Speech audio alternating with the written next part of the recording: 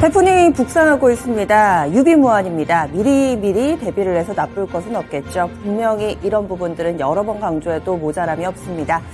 이런 상황 속에서 이 각국에서 그리고 또 전국에서도 이와 관련된 이 날씨, 기상이변과 관련된 부분들을 계속해서 부각이 되고 있는데요. 미리 준비한 곳과 그렇지 못한 기업의 그 이후의 피해 여부는 조금씩 다를 겁니다. 주식시장에도 어떨 때는 태풍우가 치고요. 어떨 때는 해가 쨍쨍. 미리미리 대비하신다면 그 모든 것에서 자유로울 수 있겠죠. 오늘장 저희가 여러분들의 우선이 되어드리죠. 어떤 부분들 주목하면 좋을지 핵심 뉴스 알아보겠습니다. 네, 오늘의 첫 번째 소식입니다. 전체적으로 월가에서 좀 중요한 내용들이 많이 나와서요. 이 증시 그리고 또 전체적으로 기업과 관련된 내용도 이 미증시에 상장되어 있는 기업 내용들이 오늘은 상당수 준비되어 있습니다. 첫 번째 소식입니다. 간밤에 미국 증시가 3대 지수 나란히 밀렸는데요. 그 가운데서 가장 큰 영향을 미친 무디스의 미국의 지역 은행들에 대한 신용등급 하향 조정부터 알아보도록 하겠습니다.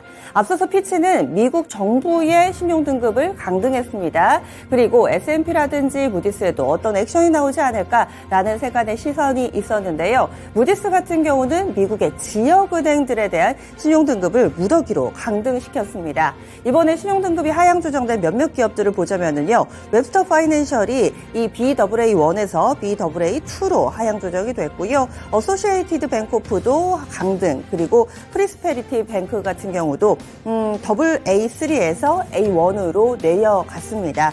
이렇게 상당히 좀 많은 은행주에 대해서 무더기로 신용등급을 강등하게 된 거고요. 실질적으로 이번에 내리지는 않아도 앞으로 예의주시하겠다, 좀 불안불안하다 이렇게 이야기를 하면서 강등 검토 대상에 이름을 올린 기업들도 있습니다. 여기에는 좀 사이즈가 큰 US 뱅코프라든지 노던 트러스트도 포함이 되어 있는데요. 6개 주요 은행들에 대해서 신용등급 강등 검토 대상에 이 이름을 올렸습니다. 뿐만 아니라 11개 은행에 대해서는 등급 전망을 부정적으로 내려잡기도 했는데요. 특히나 이번 이 무디스의 신용등급 하향 조정이 더욱더 의미가 있는 건 지난 6월이었습니다. 얼마 안 됐죠. 6월에 연준에서 미국의 주요 은행들을 비롯해 23개의 은행에 대해서 스트레스 테스트를 진행했습니다. 그때 당시 23개 은행이 모두 다 테스트를 통과했다라면서 이 은행 위기와 관련해서 조금씩 잦아드는 모습이었는데요. 이런 부분들을 뒤집는 내용이기 때문에 더욱더 우려를 낳고 있는 상황입니다. 미국 지역은행들의 위기가 여전히 현재 진행형이다. 따라서 이런 결정을 내렸다라고 무디스는 밝혔습니다. 간밤에 미증시에서 은행주들은 1에서 2% 정도, 물론 큰 폭의 급락이 나오지는 않았지만 전체적으로 약세 움직임이 뚜렷했습니다. 그러면 뉴욕 증시로 넘어가겠습니다. 뉴욕 증시 3대 지수는 나란히 밀렸습니다. 조금 전에 전해드렸던 것처럼 무디스의 이 미국 지역은행들의 신용등급 하향 조정 여파가 가장 크게 영향을 미쳤고요. 이 밖에도 시장에서 주목했던 부분들, 이 마이너스 악재만 있었던 건 아닙니다. 호재성 발언들도 있었고요. 또 중립의 변수도 있었습니다. 악재는 좀 전에 전해드렸던 이 미국의 지역은행과 관련된 내용, 그리고 호재 같은 경우는 최근에 이 연준 관계자들의 다소 비둘기파적인 발언들이 연이어서 나오고 있습니다. 물론 한 목소리만 있는 건 아닙니다. 여전히 매파적인 목소리도 있는데요. 조금씩 소수 의견이 증가하고 있다라는 데 월가는 반응을 하고 있습니다.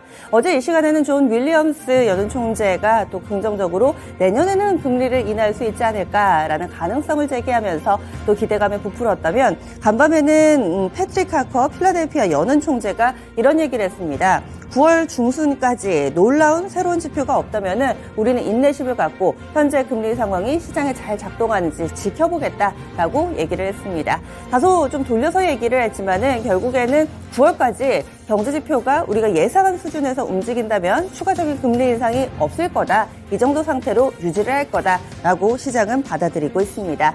8월에는 FOMC 없습니다. 9월 달에 있기 때문에 더욱더 그 긴 기간, 긴 공백 동안에 여는 관계자들의 발언에 더욱더 주목이 되고 있는 상황입니다.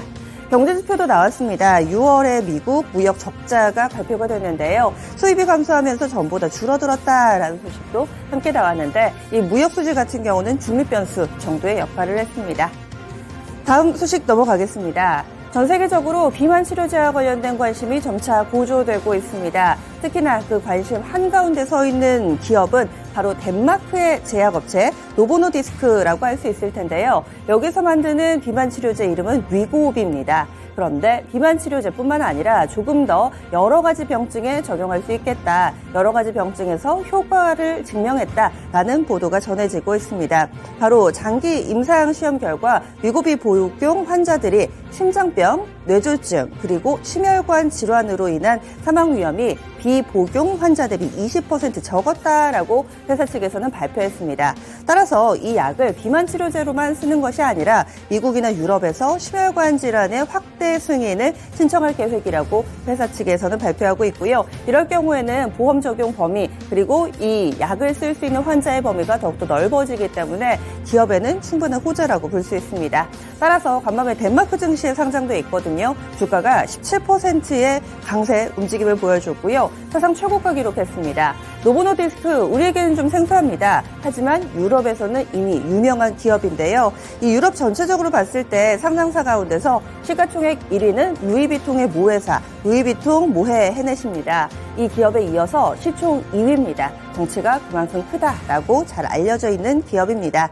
이 밖에도 이 전 세계적으로 비만 치료제에 상당히 열광하고 있다라고 말씀을 드렸는데 덴마크에서는 노보노디스크가 그랬고요. 그리고 미국에서는 일라이릴리도 비만 치료제뿐만 아니라 이 호실적 영향받으면서 15%나 급등을 했고요. 잘 알려지지 않은 바이킹 테라퓨틱스 그리고 WW 인터내셔널 마찬가지로 비만 치료제 관련된 테마주로 묶입니다. 10% 이상 나란히 올랐습니다. 국내에서도 비만 치료제 관련된 붐이 한 차례 잠시 불었었는데요. 이런 움직임을 이어갈 수 있을지 관련주 한 번 더 정리해 보시죠. 대표적으로 넥스턴 바이오는 이 노보노디스크 관련된 종목으로 좀 묶입니다. 그리고 나머지는 자체적으로 비만 치료제 혹은 기존엔 당뇨병 치료제로 개발을 했다가 비만 치료제로 조그만 적용증을 확대한 그런 케이스들이 있는데요. 대봉에르스 있고요. 펩트론 그리고 인벤티지랩 등의 종목군들 묶어볼 수 있습니다. 하지만 역시 테마주들 변동성이 큰 만큼 이 부분 함께 점검해 보시고요. 다음 소식 넘어가겠습니다. 엔비디아가 행사를 열었습니다.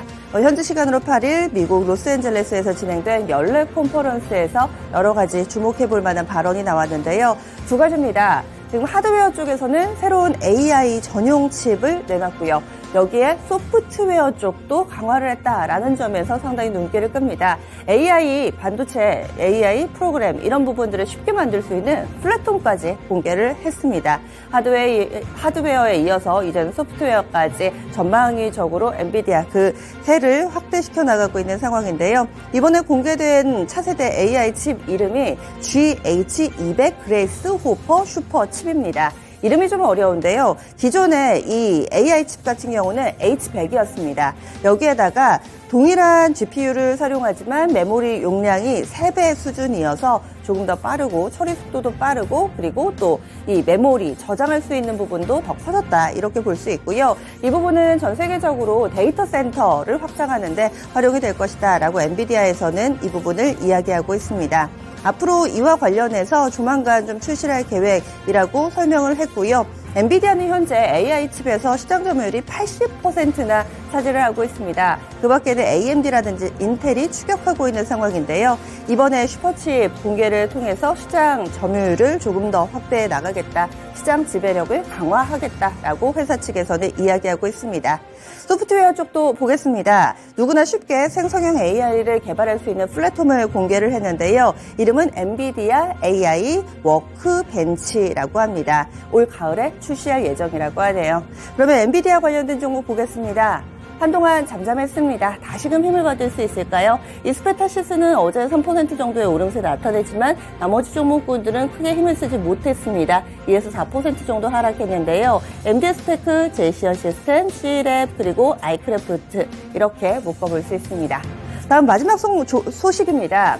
역시나 같은 맥락으로 좀 볼 수 있는데요. 엔비디아의 대항마로 AMD 그리고 인텔이 꼽히는데 AMD도 곧 상장한답니다. 현재 AMD의 최대 주주는 소프트뱅크입니다. 2016년에 영국 회사인 AMD의 지분을 ARM의 지분을 사들였었는데요. 그리고 나서 엔비디아에 팔려고 했는데 미국 정부에서 반대하면서 결국 못 팔았습니다. 못 판 게 2020년의 일이었고요. 그리고 나서 소프트뱅크가 선택한 것은 상장입니다.